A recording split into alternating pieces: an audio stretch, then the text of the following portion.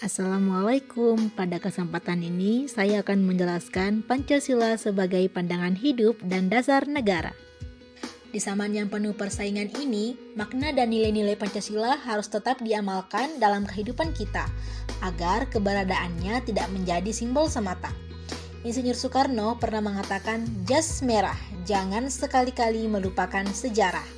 Nah, begitupun dengan Pancasila yang memiliki sejarah panjang hingga menjadi dasar negara. Kenapa sih kita harus menjadikan Pancasila sebagai prinsip atau pandangan hidup kita?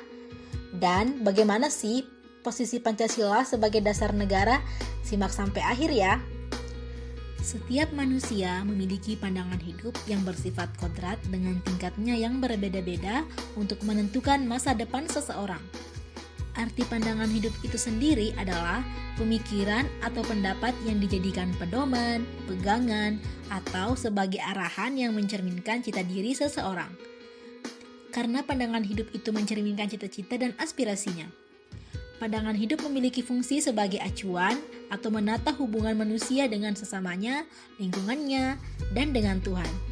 Pandangan hidup masyarakat berproses secara dinamis sehingga menghasilkan pandangan hidup bangsa.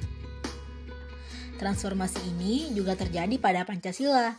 Sebelum dirumuskan jadi dasar negara, nilai-nilai Pancasila sudah ada di Indonesia dalam bentuk adat istiadat, kebiasaan, dan agama. Oleh karena itu, Pancasila sebagai pandangan hidup bangsa merupakan suatu kristalisasi dari nilai-nilai hidup dalam masyarakat Indonesia. Maka, pandangan hidup tersebut dijunjung tinggi oleh warganya. Karena pandangan hidup Pancasila berakar pada budaya dan pandangan hidup masyarakat.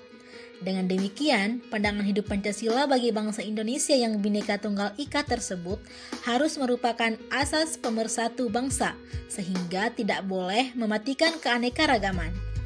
Sebagai intisari dari nilai budaya masyarakat Indonesia, maka Pancasila merupakan cita-cita moral bangsa yang memberikan pedoman dan kekuatan rohania bagi bangsa untuk berperilaku luhur dalam kehidupan sehari-hari, dalam bermasyarakat, berbangsa, dan bernegara. Namun, seperti yang kita ketahui, pengamalan Pancasila sebagai pandangan hidup sudah mulai pudar di tengah masyarakat yang hedonis. Ini bukan hanya opini belaka. Fakta berbicara bahwa kriminalitas, korupsi, narkoba, pelecehan, dan segala jenis tindakan yang tidak sesuai dengan nilai Pancasila meningkat setiap tahunnya. Untuk mengatasi hal ini, harus ada kesadaran dalam diri sendiri untuk tetap menjadikan Pancasila sebagai pandangan hidup dan dasar negara.